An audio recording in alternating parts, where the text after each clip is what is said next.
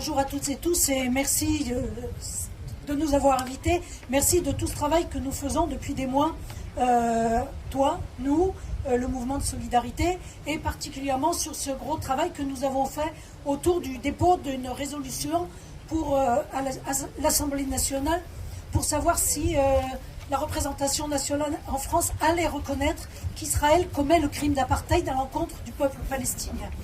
Thomas a commencé à en parler. Tout à l'heure, Ercilia, tu disais qu'il faut poser un bon diagnostic. Et effectivement, si on ne met pas les bons mots sur les situations, on ne peut pas parvenir à une solution qui soit juste. Et Thomas parlait d'égalité des droits. Nous, notre objectif, c'est la fin de l'apartheid et l'égalité des droits. Rima disait aussi que la Nakba était une conséquence du projet colonial sioniste. L'apartheid est l'outil de ce projet colonial. Et on va voir en quoi c'est un outil du projet colonial sioniste. Mais d'abord, il faut se poser la question de ce qu'est l'apartheid. Dans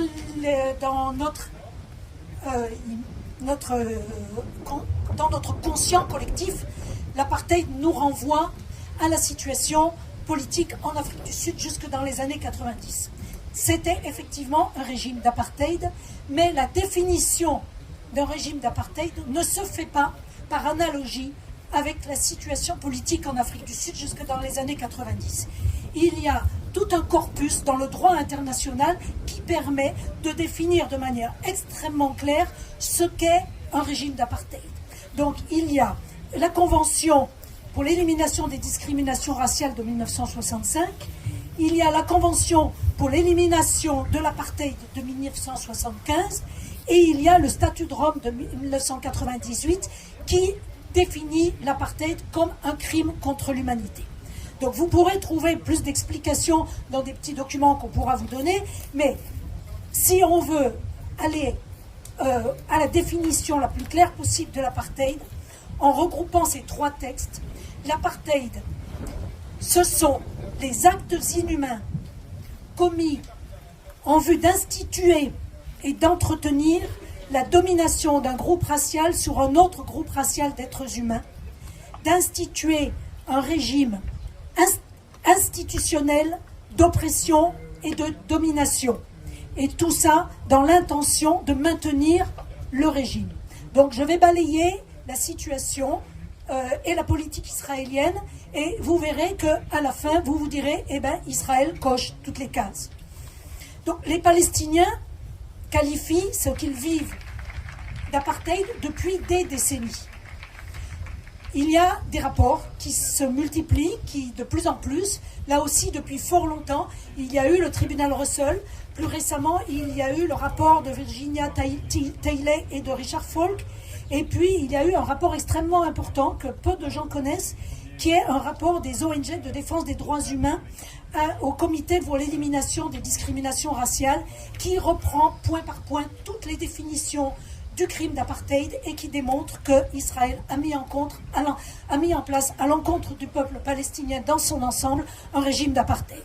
Et puis depuis, il y a eu des rapports d'ONG israéliennes comme B'Tselem ou Yesh Din, et des rapports de grosses ONG internationales comme Human Rights Watch et Amnesty International. Mais je reviens aussi sur, pour moi, ce qui est le plus important, ce sont les rapports des ONG palestiniennes, et particulièrement le plus récent, qui est celui de Al-Haq, qui définit l'apartheid israélien comme un outil du colonialisme de peuplement sioniste. Donc si on prend tous ces rapports, tout démontre qu'Israël a mis en place à l'encontre du peuple palestinien ce régime dans l'intention de priver le peuple palestinien de ses droits nationaux et en premier du droit à l'autodétermination.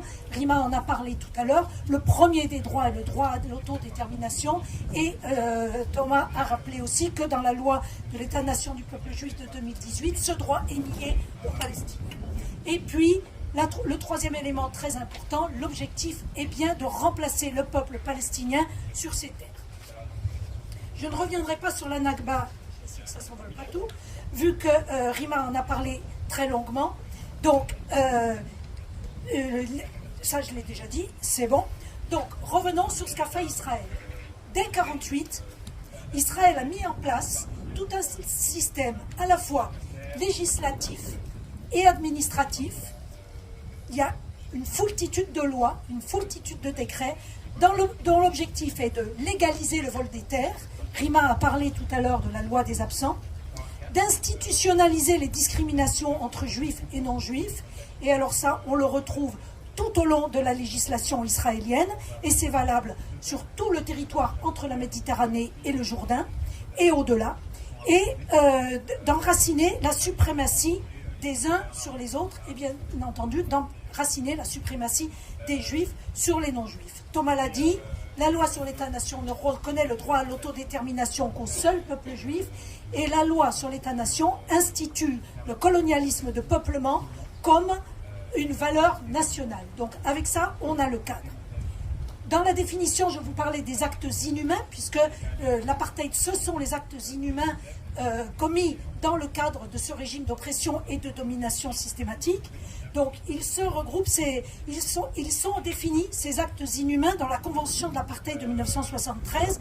Ils regroupent le déni des droits fondamentaux, le déni des droits civiques, la division de la population sur des critères raciaux et les persécutions de celles et ceux qui s'opposent à l'apartheid. Si vous connaissez un peu la situation en Israël-Palestine, vous pouvez voir que à travers les 4 catégories d'actes inhumains, on retrouve absolument toute la politique israélienne à l'égard du peuple palestinien. Une dernière chose qu'il faut avoir en tête, c'est une spécificité de l'apartheid israélien. C'est ce qui a été défini et démontré tout au long des rapports qui ont été publiés, et particulièrement le rapport Faultillet. C'est ce qu'on appelle d'une manière un petit peu... qu'on appelle la fragmentation du peuple palestinien. C'est-à-dire qu'au fil des ans, à partir de 1948, Israël a imposé aux Palestiniens des statuts juridiques, politiques et géographiques différents, selon l'endroit où ils se trouvent et selon ce à quoi ils ont été soumis. C'est ainsi qu'on trouve des Palestiniens comme Rima, qui sont en exil ou dans les camps de réfugiés palestiniens, et qui sont là par la volonté d'Israël qui les a chassés de leurs terres. On retrouve des Palestiniens qui sont citoyens d'Israël, ceux et les descendants de ceux qui ne sont pas partis au moment de la Nakba, et on retrouve des Palestiniens qui sont dans le territoire palestinien occupé depuis 1967, c'est-à-dire Cisjordanie et Gaza, et Jérusalem-Est, avec un régime particulier pour les Palestiniens de Jérusalem-Est qui bénéficient de mesures discriminatoires pour le droit de résidence. Les Palestiniens d'Israël sont soumis à des lois discriminatoires.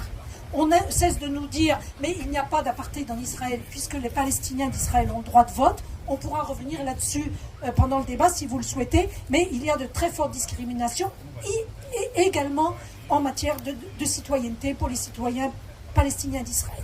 Et puis, les Palestiniens qui vivent en territoire palestinien occupé, qui sont soumis à un régime militaire drastique, arbitraire, aux punitions collectives, et ainsi de suite. Donc, on a cette fragmentation, et ce qui permet est la stratégie d'Israël qui permet de masquer la continuité de sa politique. Thomas et Rima en ont bien parlé, c'est une politique coloniale qui vise à déposséder les Palestiniens de la totalité de leurs terres et de leurs biens. En fragmentant le peuple palestinien, Israël donne l'impression qu'il y a des politiques différentes, sauf que tous les Palestiniens, où qu'ils se trouvent, qu'ils soient réfugiés ou qu'ils se trouvent entre Méditerranée et Jourdain, sont victimes de cette même politique de dépossession et d'oppression et de domination raciale. Qui est la politique? Il faut qu'on comprenne que l'apartheid n'est pas l'objectif d'Israël. Discriminer les Palestiniens, ça n'est pas l'objectif d'Israël. L'objectif, c'est d'arriver à la disparition totale des Palestiniens de leur terre natale. Et pour ça, il y a un certain nombre d'outils, dont l'apartheid et dont les discriminations à l'encontre des Palestiniens, qui sont un des aspects de la politique d'apartheid israélienne.